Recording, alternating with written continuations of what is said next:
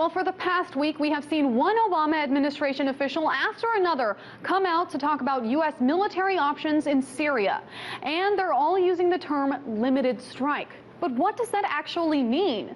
Well, let's break down some of the possibilities based on the various bits of information that are coming out.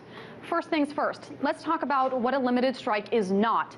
And for that, we turn to Secretary of State John Kerry. The president is not asking you to go to war. He's not asking you to declare war. He's not asking you to send one American troop to war. He's simply saying we need to take an action that can degrade the capacity of a man who's been willing to kill his own people by breaking a nearly 100-year-old prohibition. Okay, so no official declaration of war, no boots on the ground.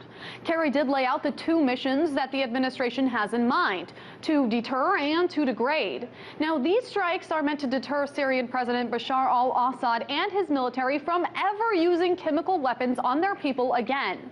More than that, the U.S. plans on using cruise missiles to attack the military units that have stored and prepared the chemical weapons, that carried out the attacks against the Syrian rebels, the headquarters that oversaw the effort, and the rockets and artillery that have launched these attacks.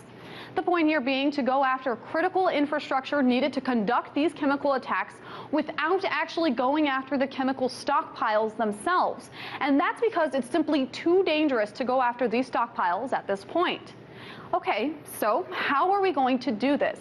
Well, what we were hearing up until today involved shooting out cruise missiles from the 4 Arleigh Burke-class destroyers that are currently in the region. So let's go over some of the specs of this sea behemoth.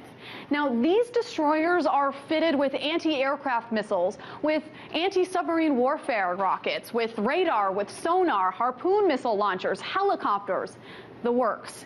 Each ship carries about 3 dozen Tomahawk cruise missiles, which are a low-flying, highly accurate weapon that can be launched from a safe distance of 1,000 miles away. This is how the military plans to attack those strategic sites. But just today, we began hearing about a possible change of plans. First, Pentagon officials have announced that they are expanding their list of possible targets beyond the 50 major sites that they had originally planned on hitting, with the help of French forces, of course. This is because American intelligence indicates that President al-Assad has been shifting his troops and equipment around the country in anticipation of an attack. Now, according to the administration sources, the military is considering fighter jets to help conduct these strikes in addition to the destroyers. Those would likely include B-52 bombers, the B-1 bombers that carry out long-range missions, and B-2 stealth bombers that use satellite-guided bombs. And the Navy is already readying itself for an escalation. The Nimitz aircraft carrier has moved into the Red Sea within striking distance of Syria, though the planes are likely only to be used if Syrian forces retaliate.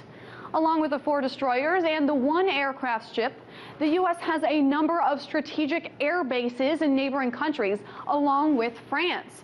Now, there are reports that those bases are bulking up on planes and equipment and personnel, all in anticipation of these attacks. Also out today, according to U.S. officials, the Obama administration is considering a plan to use military trainers to help the Syrian rebels by expanding the CIA training that is now being conducted in Jordan. But keep this in mind. Everything that you just heard me say is subject to change. Military plans are changing by the minute, and our knowledge of exactly what a limited strike will look like is, well, limited. The military is trying to keep some element of surprise, after all.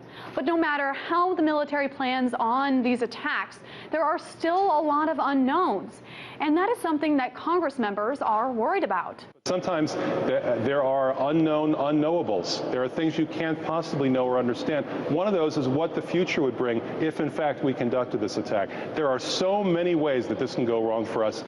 Even military officials have aired serious concerns about how badly this so-called limited strike could turn out. President Obama did say today that he does not plan on taking action if he doesn't earn Congress's backing. So now it's up to the 435 members of Congress to decide if these limited strikes will happen after all. From Battlefield, Washington, Megan Lopez, RT.